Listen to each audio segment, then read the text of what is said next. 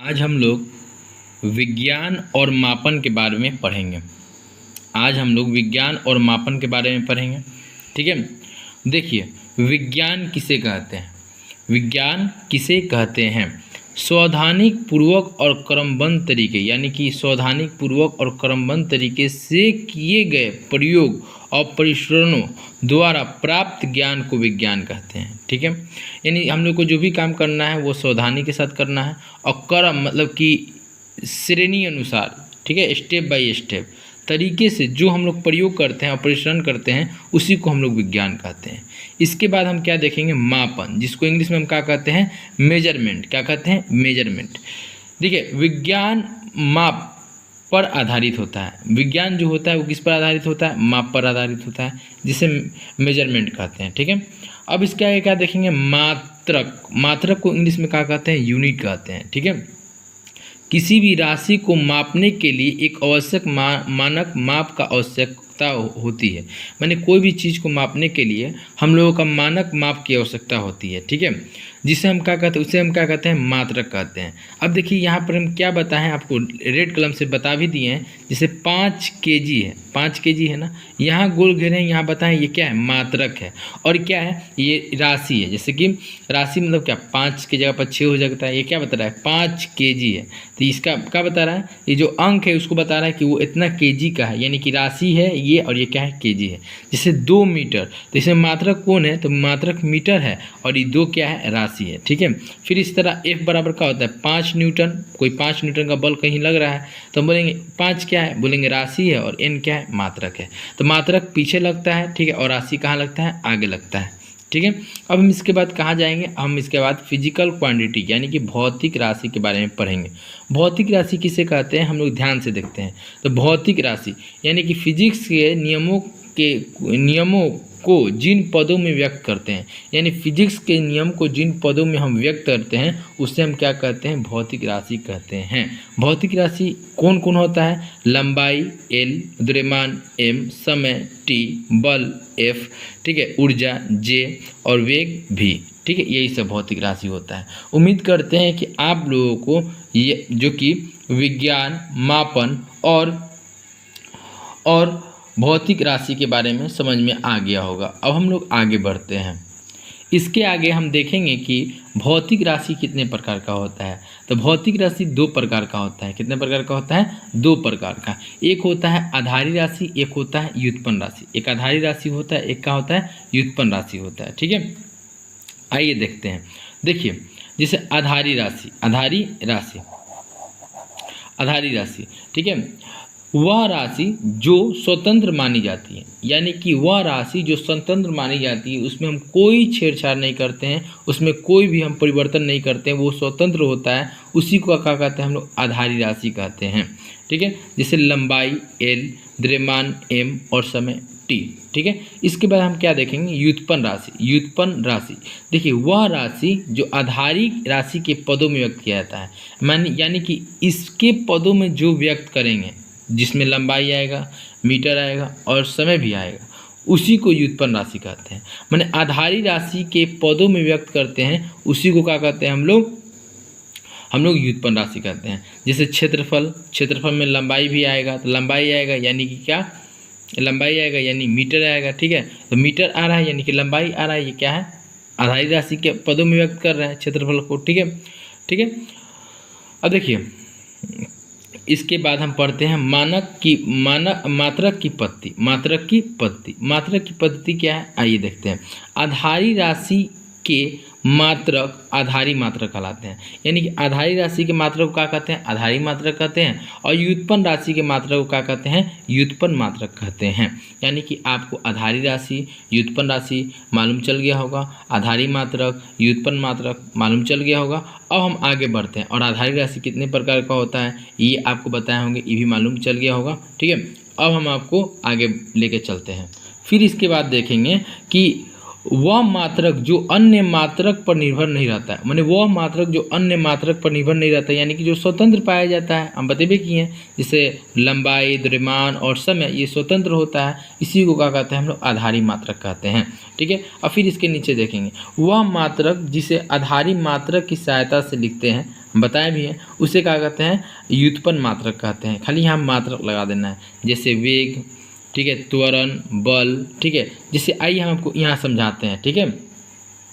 वेग बराबर क्या होता है, दूरी बट्टा समय होता है, जिसे वेग यानी कि v से लिखते हैं, ठीक है, v से यानी कि वेलोसिटी, v बराबर क्या बोलेंगे m। ये देखिए यहाँ दूरी है यानी कि क्या है, दूरी यानी कि मीटर है तो लंबाई क्या चीज़ में आता है, मीटर में आता है। तो देखिए आधारी मात्रक पर निर्भर कर रहा है कि नहीं कर रहा है, आधारी पर व्यक्त कर रहे हैं कि नहीं कर रहा है। और देखिए समय को क्या बोलते हैं, टाइम, ठीक है, टाइम सेकेंड में आ रहा है ना, यानी कि हम किसके पदों में व्यक्त कर रहे हैं, आधारी राशि के पदों में हम व्यक्त कर रहे हैं, यानी कि v बराबर का होगा मीटर पर सेकेंड, ठीक है, मीटर पर सेकेंड है, कोई दिक्कत नहीं होना चाहिए। अब हम आगे बढ़ते हैं। यहाँ पर क्या बोल रहा है कि सभी प्रकार की राशियों के लिए आधारी व्युत्पन्न राशि के समूह को हम मात्रक की पत्ती कहते हैं। यानी कि मात्रक की पत्ती हम उसे कहते हैं जिसमें आधारी राशि आता है और व्युत्पन्न राशि आता है, जिसमें आधारी राशि और व्युत्पन्न राशि दोनों यहाँ प्लस दिए यानी क्या जुड़ रहे हैं, मैंने सभी प्रकार, ठीक है, यहाँ पर गलत लिखा गया है, यहाँ प्रकार होगा, ठीक है, यहाँ पर सभी प्रकार की राशियों के लिए आधारी और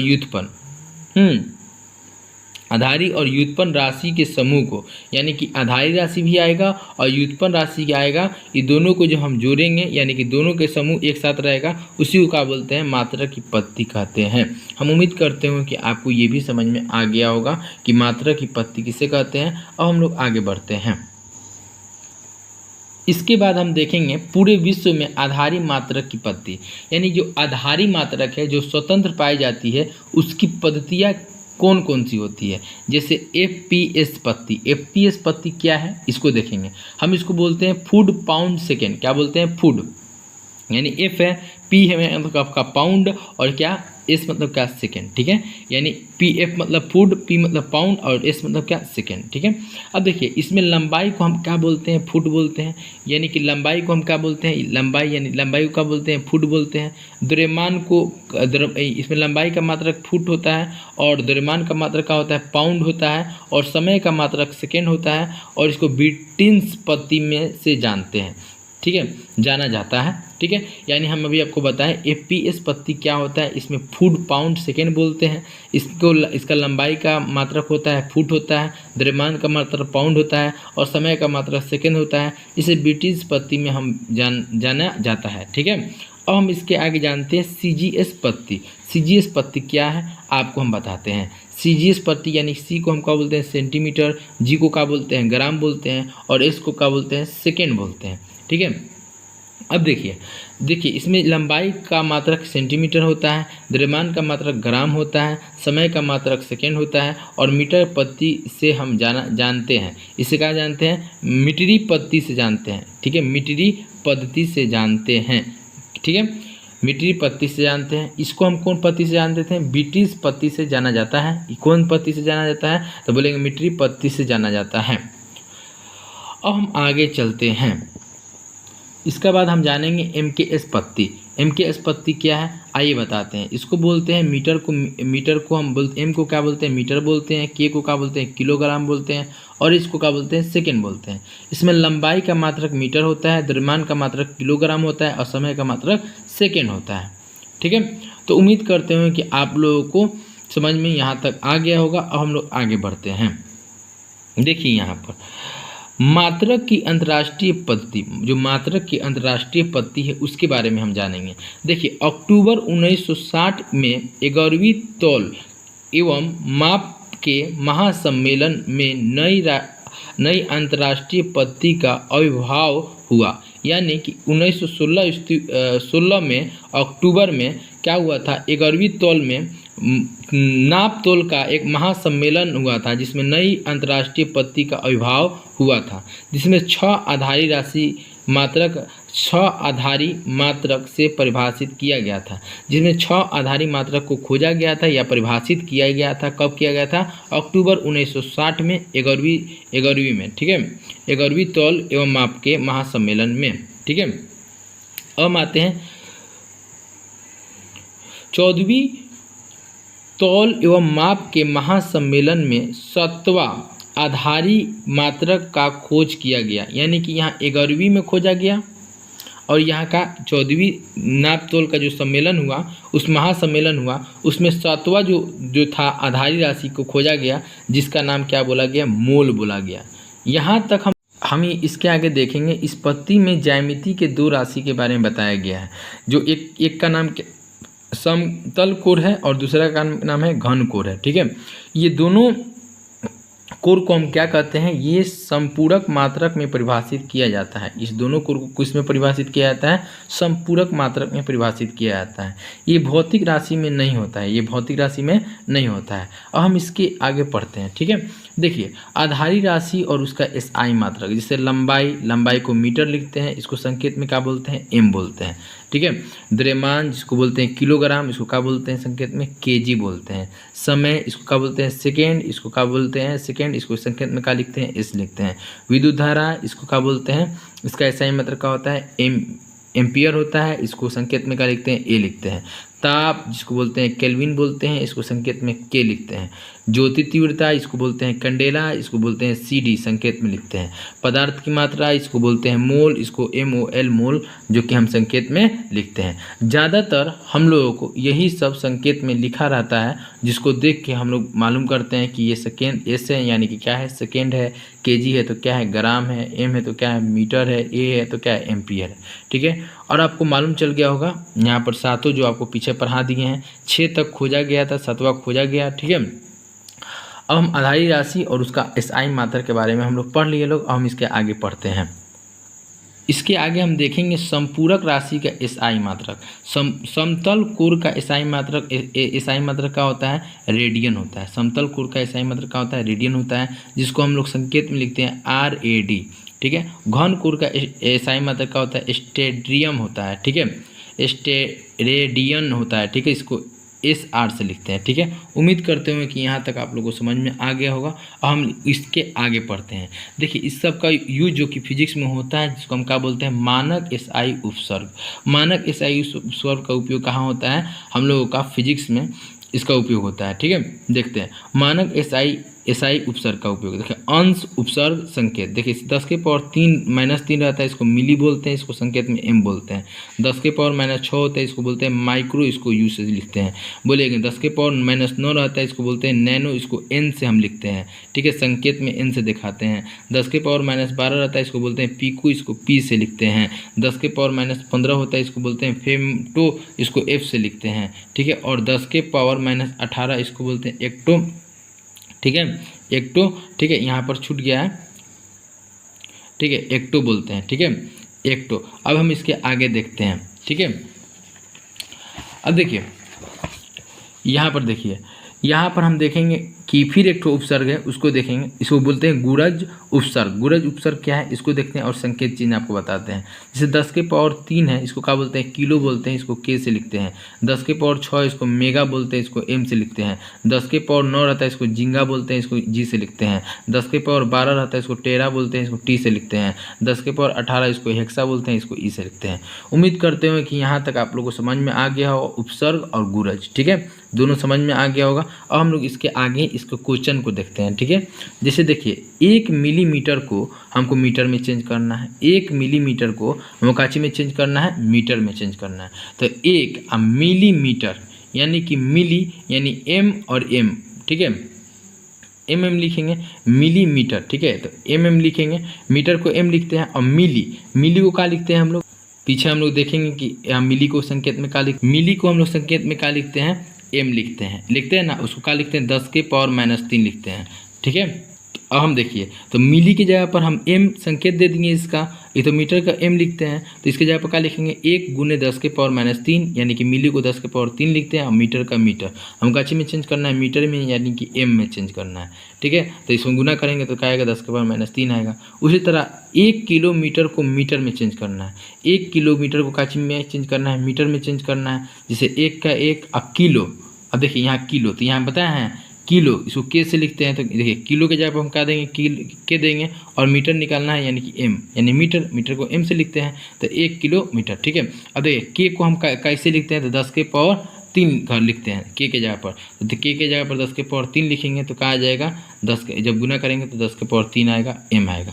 उम्मीद करते हैं कि यहाँ तक आप लोगों को समझ में आ गया होगा। अब हम इसके आगे SI मात्रक के बारे में पढ़ते हैं। ठीक है, देखिए SI मात्रक जिससे कि क्षेत्रफल का SI मात्रक क्या होता है, तो लंबाई गुने चौड़ाई, लंबाई गुने चौड़ाई। तो देखिए लंबाई को हम क्या बोलते हैं, मीटर बोलते हैं, संकेत में आपको पीछे बताया है, देख लीजिएगा। और चौड़ाई को क्या बोलते हैं, मीटर बोलते हैं। तो मीटर मिलेगा तो क्या हो जाएगा, मीटर स्क्वायर हो जाएगा। तो SI मात्रक क्या होगा, मीटर को संकेत में क्या लिखते हैं, m लिखते हैं, यानी कि मीटर स्क्वायर। SI यानी कि SI मात्रक क्षेत्रफल का। उम्मीद करते हैं आपको समझ में आ गया होगा। अब क्या होगा, हम लोग इसके आगे चलते हैं, देखेंगे लोग हम लोग आयतन। तो आयतन का क्या होता है, लंबाई गुने चौड़ाई गुने ऊंचाई। तो लंबाई को m लिखते हैं, चौड़ाई को भी m लिखते हैं और ऊंचाई को भी m लिखते हैं। ठीक है, क्योंकि हम बताते हैं कि लंबाई जो चौड़ाई होता है वो क्या होता है, मीटर में होता है, इसलिए m लिखते हैं।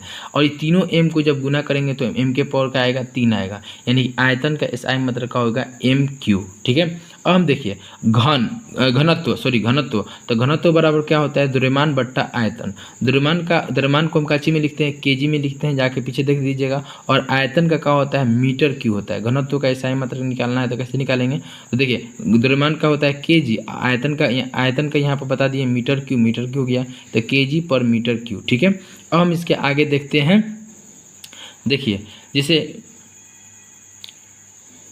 देखिए केल्विन को अगर हमको सेल्सियस में चेंज करना है तो हम कैसे करेंगे, और अगर हम केल्विन से सेल्सियस में चेंज करना है तो हम कैसे करेंगे, और सेल्सियस से केल्विन में चेंज करना है तो हम कैसे करेंगे। देखिए केल्विन से सेल्सियस में चेंज करना है तो 273 को हम घटा देंगे। ठीक है, जो भी अंक होगा उससे क्या करेंगे, घटा देंगे।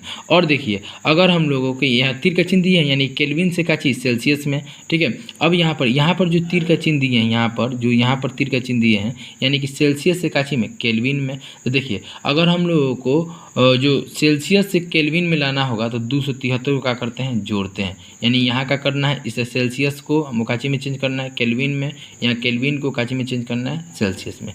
ये आपको चार्ट समझ में आ गया होगा। हम इसके आगे देखते हैं, जैसे 300 केल्विन को चेंज करना है सेल्सियस में, तो हम क्या बोलेंगे, 300 का 300 और माइनस, अब देखिए हम क्या बोलें, केल्विन को काची में चेंज करना है सेल्सियस में, यानी कि 273 हम क्या करेंगे, घटाएंगे तो कितना आएगा, 27 आएगा। ठीक है, उसी तरह देखिए 25 सेल्सियस को हम काची में चेंज करना है, केल्विन में। तो देखिए सेल्सियस को केल्विन में चेंज करना है, यानी कि इधर से हमको इधर जाना है, इधर से इधर जाना है, नहीं इधर से इधर जाना है, यानी कि हमको क्या निकालना है, हमको केल्विन निकालना है, यानी कि C से हमको क्या निकालना है, K निकालना है। ठीक है, तो हम क्या करेंगे, जोड़ेंगे 273 को, तो 273 हम जोड़ेंगे तो 25 सेल्सियस है, प्लस क्या लिखेंगे 273। अच्छा जब जोड़ेंगे तो कितना आएगा, 298